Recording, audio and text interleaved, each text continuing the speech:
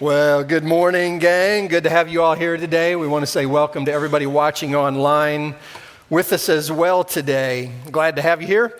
And we had a group from our church recently go do some hurricane relief work in North Carolina and Tennessee. So there's the group that went, and they did some work at a house in Tennessee. They did some drywall work, and we've got a picture of that. If we can make the switch, there it is. So you can kind of see that the drywall's been cut off halfway down the wall. That's because water got up in the house. There had been a group there before them that had taken that all out so that it could dry, and then our group put that back up. Then they also did some work at a church in North Carolina called Roaring Creek, and I think the creek got to roaring pretty big right there by it. And so they did some drywall work there as well, and they said that after they left, the church was able to have their first worship back in the church since the hurricane and the flood. So they did some good stuff. We want to say thanks to them for going, doing that, making a difference in those people's lives. A couple other things before I get going on the message today. One is, I just wanted to give you a quick update on our worship search. We're looking for somebody to fill the spot of worship minister, and here's the report. I've told you a number of times before that it's just there aren't enough ministers to go around these days in every capacity, and so there are many, many, many churches looking to fill a spot of worship minister, even some churches around us here in, within an hour's drive of us. And so it's just getting harder and harder to find somebody. So we're continuing to advertise, making contacts, doing everything that we know how. But in the meantime, our team of volunteers here are very talented, and they're doing an awesome job. So let's just thank them again. They're doing super. They have really picked up the ball and done a lot of extra work, and they've big learning curve of figuring out some things that James used to take care of. Like James did a great job training them, left us in a good spot, but they've also done a lot of work themselves, and they continue to do that week after week. Not only the people that you see up here on the stage, but the crew that we have back in the tech booth, they all do such a good job, and they're putting in a lot of effort and a lot of time. We want to say thanks to them. Last thing I want to say before I get started into the message is that tomorrow is Veterans Day. And so we do want to say a big thank you to people who have served in the military in that way. There's just kind of been a shift, I think, in my lifetime of the way people and especially churches react to, Memorial Day and Veterans Day. Like, it was really honored back when I was a kid, and it seems like younger people in churches, leading churches, not so much in favor of that. But I think what I saw, like when I was younger in ministry, was that a lot of the older guys in the church were World War II veterans.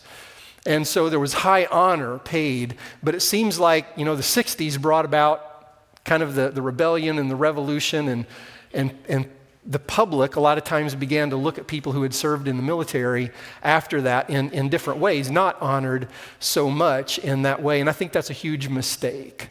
You look back on those generations again when I was younger, people recognized that without those serving in the military and many of them putting their life on the line in that way, we wouldn't have the freedoms that we have. We wouldn't have the freedom to come and be here today. And so churches honored them. And so we want to do that with everybody of all ages who have served in the military. I had a great uncle.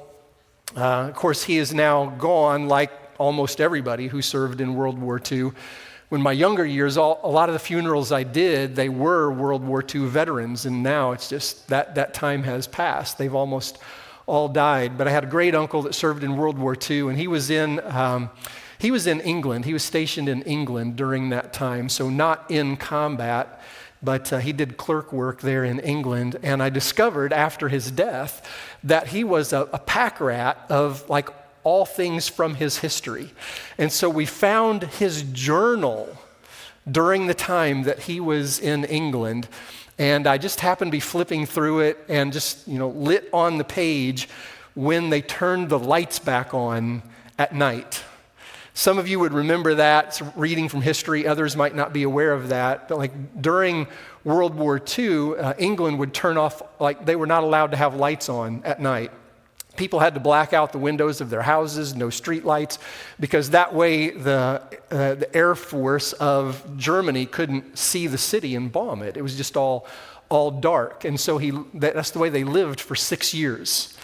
And I just happened to catch in his journal the day that they turned the lights on. He was talking about how odd it was to walk around at night and have street lights on.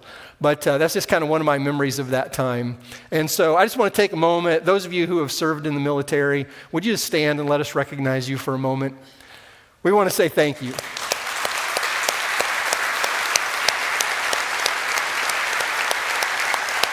Go ahead and have a seat.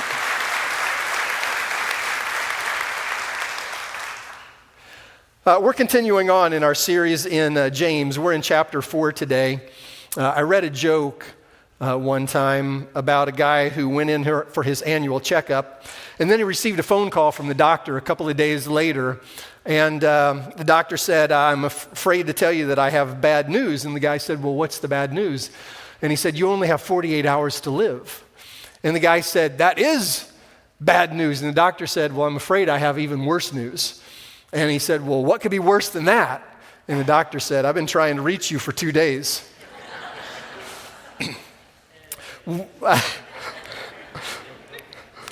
We are making our way through the book of James, chapter 4. Go ahead and open your Bible to that text. I would remind you that this writing that James gives us is of a very practical nature of our faith. It's not the deep theology. It is like how we are to live our life. So it doesn't say like have faith in God. It says here's how you should display your faith in God. And today in this text that we're looking at, James tells us like all these things that I've told you about how you should live out your faith. He says you need to do that immediately because your life is short. That's kind of the theme that he's talking about in this section of chapter 4, how short life is. We are on this earth for such a short period of time. So I want you to look at this with me. Chapter 4, beginning in verse 13. He says, "Listen, you who say today or tomorrow we're going to go to this city or that city and we're going to spend a year there and carry on business and we're going to make money." He says, "You don't even know what will happen tomorrow. What is your life? You are a mist that appears for a little while and then vanishes. So instead you ought to say, if it's the Lord's will, we will live and we will do this or that. As it is, you boast in your arrogant schemes. All such boasting is evil. If anyone then knows the good they ought to do and doesn't do it, it is sin for them." So he tells us your life is like a mist. Your life is short. It doesn't last very long. You know, you get up in the morning, you see the fog that's out there, and before long, it's all gone. Where did it go? It just disappeared, and then we all kind of forget about it. He says that's what our life is like on this earth. It is very, very short. So he says, don't wait to align your life with Jesus. Do it now because your life is going to be over very, very soon. In fact, it could be at any moment. He says, you don't even know about tomorrow. You're not promised tomorrow. So I kind of want to do the first half of this message just mentioning 3 words. That's kind of how the format is going to work. First half is going to be 3 words that could describe our lives from this text. And the first word is fleeting. That our life is fleeting. Goes by really fast. Even if our life isn't cut short by some kind of disease or accident, even if we live to a ripe old age, it's still very short when you compare it to all of time. Psalm chapter 90 says, our days may come to 70 years or 80 if our strength endures. Like he's saying, that's all life is. Maybe you get 80 years. Some people get some more than that these days, but even if you live to a long life, still very short. You know that the earliest I can remember my mom's age is 32. Like I was 9 years old when she was 32. That's the first I can recall what age she was. And I just remember thinking then, like, that is so old. I will never get to be 32. Listen, if you live to be 70 or 80 years old, do you realize that roughly a quarter of your life is over by the time you get out of high school? A fourth of it is gone by that time. And so you get to be 32 and you're starting to say, I'm in middle age, and next thing you know, you're 70 or 80 years old, and it's all over. And it seems like when you're young, when you're 9 years old, it just seems like a year is so long. You remember when you were in the third grade, you're going into the third grade? Do you remember how long it took to get through the third grade? Took 3 years, didn't it? Took 3 years to get through that 1 year. But it just goes by so fast. So slow, when you're 9 years old, it just goes by so slow. But then when you're a parent and you have a third grader, how long did it take to get through that 1 year? 10 seconds. Yeah, it's just so fast, isn't it? The older we get, it seems like the faster time goes that way. I'm just going to kind of diverge from my notes for a moment. So Andy, you can just kind of, for slides, just forget about it for a minute. But this is just my own musing of time and how we tend to view it. I think that we tend to see time in the amount of it we have experienced. And so the younger we are, the less time we've experienced. So a year seems like it takes a long time. But when we're like 70 years old, we've experienced a lot more years. So then 1 year is a less percentage of our time. So it seems like it goes by so much faster. So when you're 9, like 1 year is 1/9 of your entire life. But when you're 90, it's a whole different percentage. And so it just seems like it goes by so much faster. Somebody said our lives are like a roll of toilet paper. The closer you get to the end, the shorter each revolution becomes. And that is a pretty accurate description, I think, of what life is like. So all of you young people in the room, enjoy your youth. Enjoy the time that you have now that you can get up off the couch without grunting, because that won't last very long. Next thing you know, you're going to be going, standing up off the couch. Life is fleeting. The second word that we could apply to that is forgettable. Like our lives are forgettable. They go by so fast, and then the next generation comes, and the next generation comes, and the next generation comes, and we are forgotten. We are a mist that is gone, and everybody forgets about it and moves on, and that's kind of what it's like. There are some exceptions. There are people who have lived extraordinary lives, and they are remembered long after they are gone, like Moses or George Washington. We still know those names. But I'm going to read a list of names to you, and you just see if you recognize any of these names. James Sherman, Charles Fairbanks, Thomas Marshall, Charles Dawes, Charles Curtis, John Garner, Henry Wallace. Some of you are history majors, might recognize those. Let's just take a survey. How many of you recognize those names? Yeah, just a couple. All of those men were vice presidents of the United States in the 20th century. That's crazy, isn't it? How quickly we are forgotten after we are gone. Certainly we remember people and miss the ones who were a part of our lives, but give it a couple of generations and we are forgotten. How many of us could name all of our great-grandparents? Like, there would be a few of us because a few people are into genealogy and you've looked it up and studied it, but by and large, most of us could not give the names of all of our great-grandparents. We are forgettable. Third word is fragile. Our lives can end so easily and so quickly, even at a young age. Not all of us make it to 70 or 80 years. A TV series that I've enjoyed watching over the past year has been on the Inspiration Channel, and it's called Into the Wild Frontier. And it's the stories of people who went west in the 1700s and the 1800s. People like Daniel Boone and Kit Carson. But the only reason they are remembered is because they are the ones who survived to an older age. There were so many who went and they died at a very young age from exposure to the elements or battles with Indians or starvation, that kind of a thing. And their names are gone We don't remember them because their lives were so short. Their lives were fragile. We kind of think, well, that doesn't happen today. We don't have a Wild West that we're going out toward, and we have medicine. You can get to a doctor really easily. Still doesn't happen all the time. People's lives get cut short all the time. Life is so fragile. It can end so easily at any moment. I did a Google search of people who have died from unusual causes, and I found a story about a young boy in Arkansas who was taken to the hospital, and then he died just a few days later, and they discovered the cause of it was a bacterial infection that he picked up at the country club splash pad.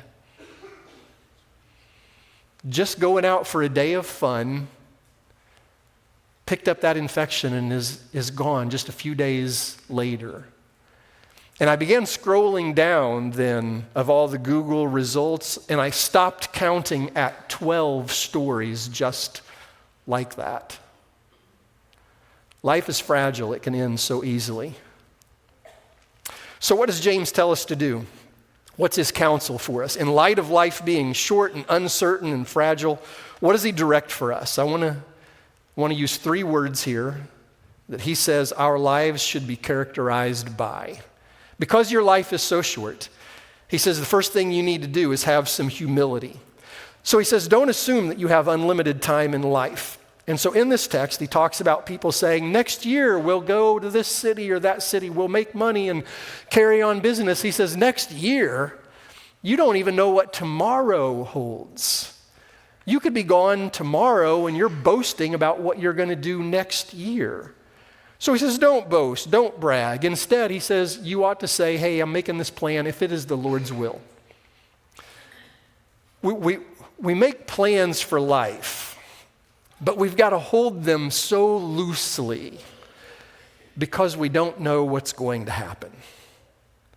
So James is not saying don't plan for the future. He's not saying just live willy-nilly from day to day. That's not his point. Jesus made plans for the future. A few examples of that is that when they were getting ready to have the Last Supper, Jesus made plans and preparations for where it was going to be held. He made plans for the food that was going to be there that night. So he made those kinds of arrangements. When he was on the cross, he made arrangements for John to take care of his mother after he was gone. He said, here's the plan for the future. He told his disciples, here's where we're going to meet up after the resurrection. You go and wait for me there. In Luke 14, Jesus said, suppose one of you wants to build a tower. Won't you first estimate the cost to see if you have enough money to complete it? It's a plan. We're making plans for the future. So James isn't saying don't plan. He's just saying plan the right way. He's saying make a plan and then say this is what's going to happen if it's the Lord's will. This is what I'm going to do. I'm thinking ahead, but I know this might not be what God brings about. He might change that plan and alter it. So I'm not boasting and bragging about what I'm going to do. It's like, here's what I think we're going to do, but if God detours me, then I'll go down that other path. This is what we read from Paul in the Bible as well. In Acts chapter 18, he said this to the church in Ephesus, I'll come back if it is the Lord's will. Here's my plan. I'm going to be back. I'll come visit. I'm leaving Ephesus now. I'm going to go do some other ministry work in some other places, but I plan on coming back, but only if it's the Lord's will. To the church in Rome, he said, I pray now that at last by God's will, the way may be open for me to come to you. He was saying, I've been trying to get there for a long time. It's what I've wanted, but God has kept directing me somewhere else. I've got a plan, but I'm holding it loosely. Maybe now is the time. He promised the church at Corinth, I will come to you very soon if the Lord is willing. And those are the kinds of plans that we ought to be making.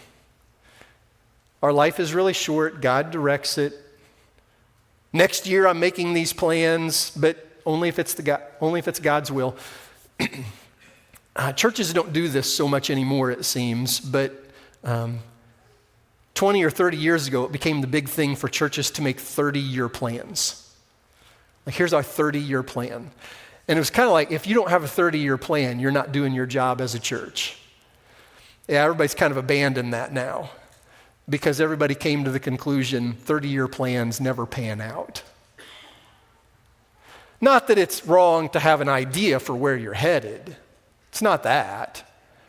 But it's like you go to all that trouble to make that plan, and like 3 years later, your 30-year plan is blown up. I know a guy that made a 100-year plan for his family. He was setting the 100-year plan in place. This is where I want my family to be in 100 years. That was like 10 years ago. None of it has panned out. In our lives,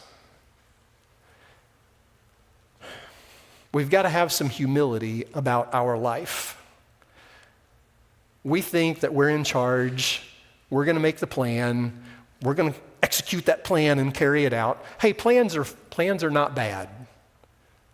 But we've got to have the attitude that there's a second part of the plan, if it is the Lord's will.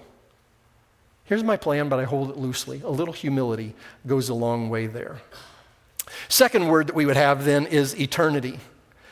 Specifically, we need to recognize how short our life is compared to eternity. We can get so wrapped up in this life that we forget this life isn't the end. This life that is so short is preparation for the next life that is so long. This life is just a fraction of our existence. We might spend 80 years on this earth, but why put so much investment into this life when it is so brief compared to eternity? If you have a fender bender with your car and it's getting repaired and you have to get a car rental, are you going to spend any time and effort fixing up your rental car? No, because you're going to give it back in such a short period of time. So why would you take the time to get sportier wheels? Like, you're turning the car back in a week. Why are you going to go buy sportier wheels to put on the rental car? Are you going to put on some loud exhaust that you want to have on the rental? No, because you're going to turn it back in very soon. You're going to get the custom stereo in there with the bass that you can thump while you're going down the road? No, because you're going to turn it back in very soon. Well, in the same way, why spend so much time on this earth building up what we want here when we're going to have to turn it in a very short period of time? We need to focus on eternity. We need to put some effort there, put our investment there. In Psalm 90, Moses wrote, 1,000 years in your sight are like a day that has just gone by, or like a watch in the night. So he's talking about time in God's perspective. 1,000 years to God is like a day to us. That's how fast that goes by. The way that we perceive a day to go by, 1,000 years goes by. To God, it feels like a day to us. Or a watch in the night. A watch in the night was like shepherds or soldiers would take their turn for their watch of the night. That was 3 or 4 hours. So 3 or 4 hours. So from 8 o'clock this morning until noon, how we perceive that 4 hours is how God perceives 1,000 years. It goes by like that, so fast. Now, that's not a mathematical equation that we're being given there from Psalm. That's not what Moses is saying. It's not exactly that. He's just saying, you've got to view time in a different way. Our life here is 80 years. It's so brief compared to eternity. I did the math on if 1,000 years is like a watch in the night, what does our life of 80 years seem like to God? So if 1,000 years is like a watch in the night, how long is 80 years? It's 14 minutes. If we live to be 80 years old, kind of in God's view of time, it's 14 minutes. That's what it would seem like to us. Why would we put so much investment into 14 minutes of our life when we have eternity after that? We might feel like we have to sludge through so much turmoil on this earth for so long. But we need to see this life for what it is. It's very, very brief. We spend so much effort in this world building our dream home, earning that promotion, getting our kids into the right school. Do we ever stop to ask, what difference will it really make in eternity? Am I putting money into my rental car?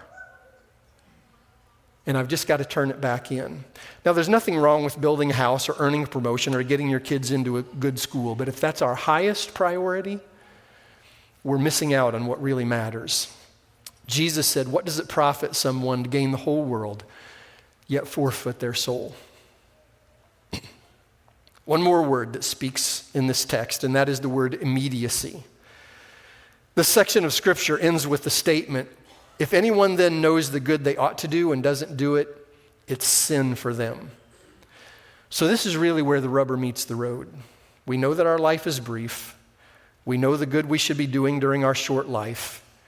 If we don't do what we know we ought to be doing, then it's sin. The missionary Jim Elliot said, make it such, Lord, that when it comes time in my life to die, all I have left to do is die. We've taken care of everything that really matters. In other words, he's saying, don't get to the end of your life and regret the important things that you left undone. Imagine yourself for a moment. You know you only have a few more moments to live.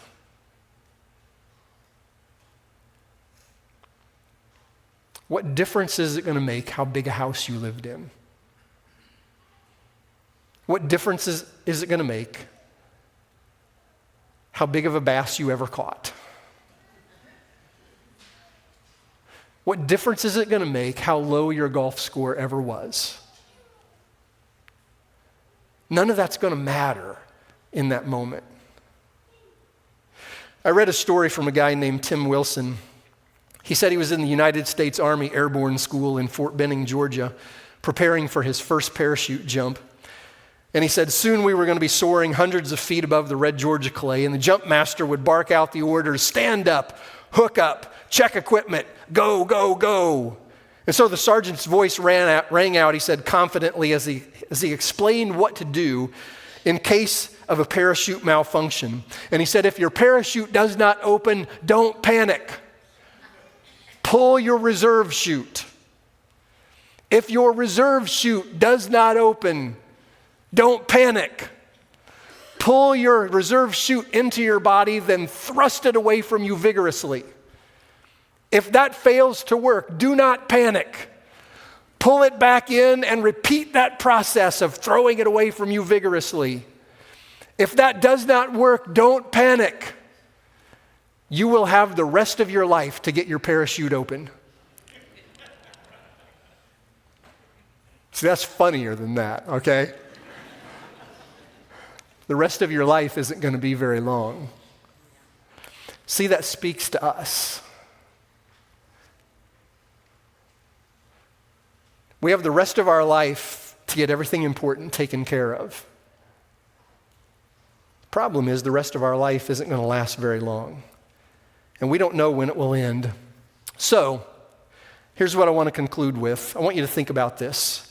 Maybe you could talk about this with your small group or your kids or your spouse sitting around the dining room table.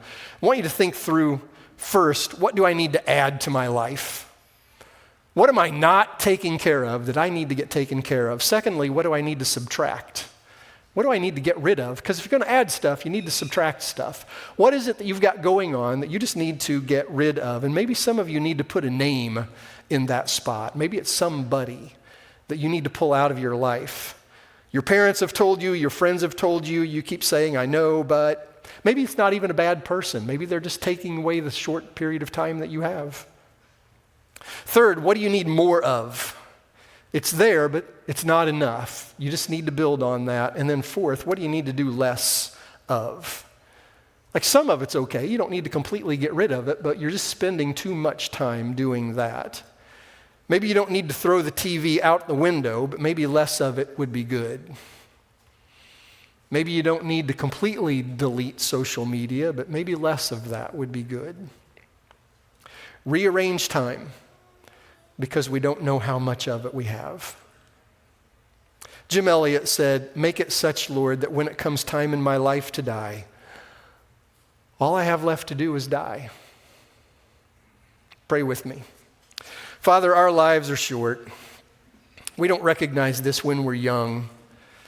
It probably leads us to chase plans that don't really matter that much, thinking we have so many years ahead of us. But I pray we would recognize how few we have. We don't even know what's going to happen tomorrow. So I pray we would see what's really important for our eternal lives, and that's what we would pursue. In Christ's name, amen.